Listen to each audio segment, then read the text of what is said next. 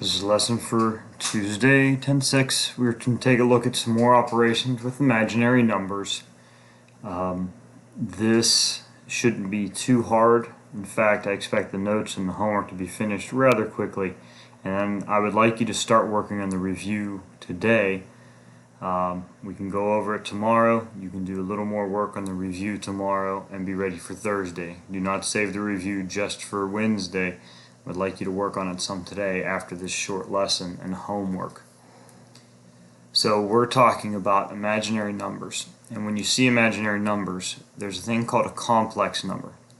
And those are numbers that are in the form of a plus bi. In other words, it includes an imaginary. A is a real number, but bi is an imaginary number. So there's an imaginary number inside of it, and we always write it in that way. So something like 4 plus 2i would be how we write those complex numbers that include imaginary numbers. And we're just going to do a couple simple operations: addition, subtraction. So if I have these, I see real numbers, 6 and -8, and imaginary numbers, 5i and 9i. We're just going to combine like terms. 6 and 8 are the real numbers. 6 minus 8 is -2. 5i and 9i are the imaginary numbers, and those add up to 14i. And I would leave it as -2 plus 14i in that format that we discussed. I could also have where I have two complex numbers being subtracted. So watch your signs here. We are going to subtract that second parenthesis. So that means the minus sign applies to both. So -5 and -6. In other words, it's like me distributing a -1 in. And then we're going to combine like terms like we did in the first example. 9 minus 5 is 4. -7i and -6i is -13i. So 4 minus 13i. Then we're going to take a look at some multiplication. We're going to start with an easy one. 7i being multiplied by this complex number. And we're going to talk about using the distributive property. So I take 7i times 3, and when I distribute, I have 7i times 8i. So 7 times 3 is 21i, 7 times 8 is 56, but then I get this curious thing where I have I times I, and that makes I squared. Just like x times x makes x squared. So I have 21i, but then we run across something else that's curious. I squared turns into -1.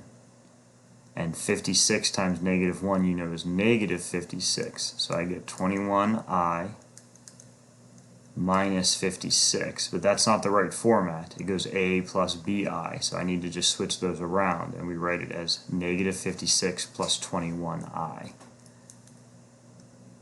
Now, let's talk about that curious thing that I squared became -1.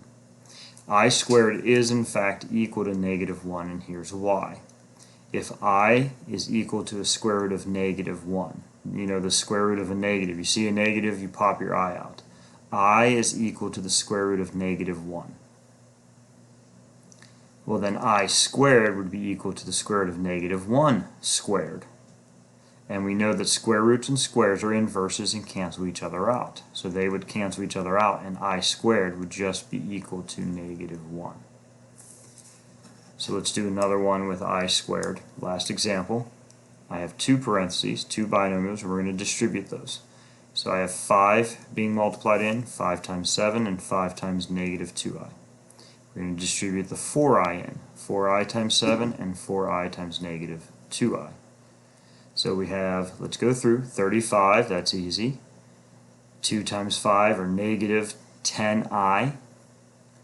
4 times 7 or 28i, because there's only one I in each of those. But then the last term, 4 times -2 is -8. I times I makes I squared. Alright, so let's clean this up. I see two like terms in the middle. These are both i's. -10 plus 28 is 18i.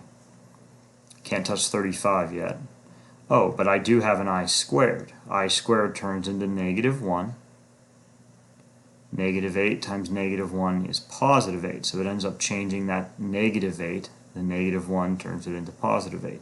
And then I do have two other like terms. 35 plus 8 is 43, plus that 18i we combined a moment ago. Just be very detail oriented. None of these steps are difficult. Just watch yourself, especially watch your signs. Alright, go ahead and start the homework. It's very short, and then I would say you need to start working on the review tonight and in class also.